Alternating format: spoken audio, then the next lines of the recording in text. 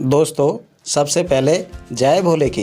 दोस्तों, पिछली वीडियो में किए गए वादे के अनुसार भगवान भोलेनाथ कितने दयालु हैं, उनकी दयालुता की बहुत ही सुंदर कहानी हम आपके लिए लेकर आए हैं। और दोस्तों, ये कहानी शिव पुराण से ली गई है।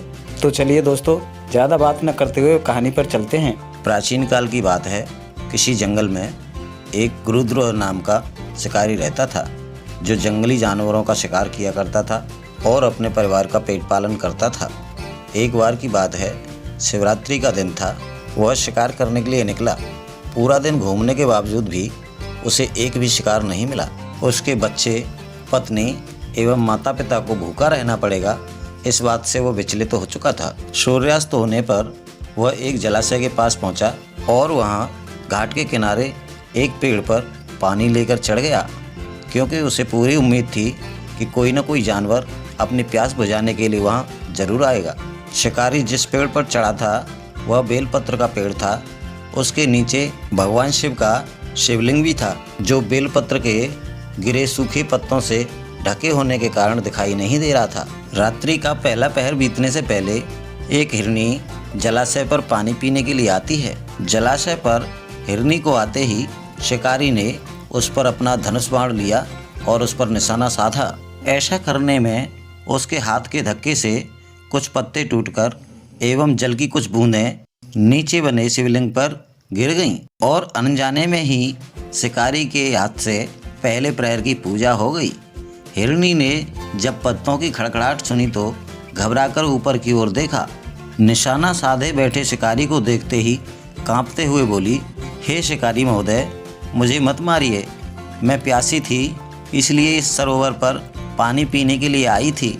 मेरे 2 छोटे छोटे बच्चे हैं जो मेरा दूध पीते हैं। अगर तुमने मुझे यहाँ मार दिया तो वे भूखे मर जाएंगे, जिनका तुम्हें अकारण ही दोष लगेगा। हिरनी की इतनी बात सुनते ही शिकारी बोला, हे हिरनी, अगर मैंने तुझको छोड़ दिया तो जो मेरा परिवार भूखा है उसका क्या होगा, इसलिए मैं तुझे नहीं छोड़ सकता। शिकारी की इतनी बात सुनते ही हिरनी बोली, हे शिकारी, ठीक है, मैं तुमसे वादा करती हूँ कि मुझे इतनी मोहलत दे दीजिए कि मैं जाऊँ और अपने बच्चों को दूध पिला दूँ और उन्हें अपने पति तक उन्हें सौंप दूँ। बच्चों को अपने पति को सौंपते ही मैं वापस आती हूँ, तब मेरी शिकार कर लेना। शिकारी को हिरनी की बात पर विश्वास नहीं हो रहा था। हिरनी विश्वास दिलाते हुए फिर बोली, हे शिकारी, जिस तरह धरती सत्य पर टिकी है, समुद्र मर्यादा में रहता है और झरनों से जलधाराएं गिरा करती हैं, वैसे ही मैं भी सत्य बोल रही हूँ।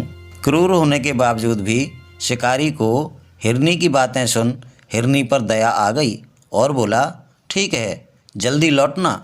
ऐसा कहकर शिकारी ने हिरनी को जाने दिया और अपने धनुष बाण नीचे कर लिए। इसी उठाधरी में उसके हाथों से अनजाने में ही सही पेड़ से पत्ते और छलकता पानी गिरता रहा। इसी तरह शिकारी की 3 पहर की पूजा पूर्ण हो गई। इसी दरमियान शिकारी को एक हिरन दिखाई दिया। हिरन को देखते ही शिकारी निशाना साधने लगा। निशाना साधते हुए शिकारी को हिरन ने भी जब देखा तो हिरन ने शिकारी से पूछा, तुम क्या करना चाहते हो? तो शिकारी बोला, मुझे अपने परिवार को भोजन देने के लिए तुम्हारा वध करना पड़ेगा। शिकारी की इतनी बात सुनते ही प्रसन्न होकर हिरन बोला, मैं धन्य हूँ कि मेरा शरीर किसी के काम आएगा।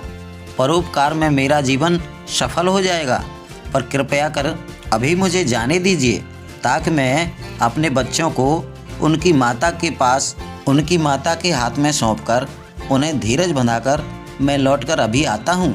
हिरन के दिलाए हुए विश्वास पर शिकारी ने भरोसा कर जल्दी लौट कर आना, ऐसा कहकर हिरन को भी जाने दिया। रात्रि का अंतिम पहर शुरू होते ही शिकारी ने देखा कि सब हिरन हिरनियाँ अपने बच्चों सहित एक साथ आ रहे हैं। उन्हें देखते ही अपने धनुष पर बाण रखा और पहले की ही तरह धनुष बाण उठाने करने में पानी गिरा और पत्ते गिरे। उसकी चौथे पहर की भी पूजा संपन्न हो गई। शिकारी ने अपने बच्चों सहित हिरन हिरनियों को देखा तो शिकारी सोचने लगा, ये ज्ञानहीन जानवर होकर भी अपने प्राणों की चिंता किए बिना इतना बड़ा त्याग कर सकते हैं।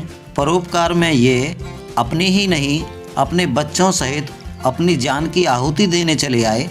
ये पशु होकर भी धन्य हैं। और मैं एक इंसान होकर भी मैं क्या करता हूँ? मैं अपने कुटुंब का पेट भरने के लिए ऐसे निष्पाप जीवों की हत्या करता हूँ। ऐसा अधम कमाकर अपने बच्चों का पेट पालन करता हूँ। नहीं, आज के बाद अब मैं किसी जीव की हत्या नहीं करूँगा। ऐसा सोचते हुए शिकारी ने अपने धनुष और बाणों को रख दिया।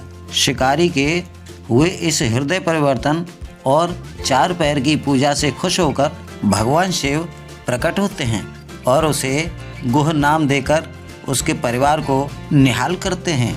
दोस्तों, कहानी यहीं पर समाप्त होती है। कहानी आपको पसंद आई हो और लाइक ना की हो तो लाइक कर दीजिए। मिलते हैं अगली कहानी के साथ। तब तक के लिए आप सभी को जय भोले की।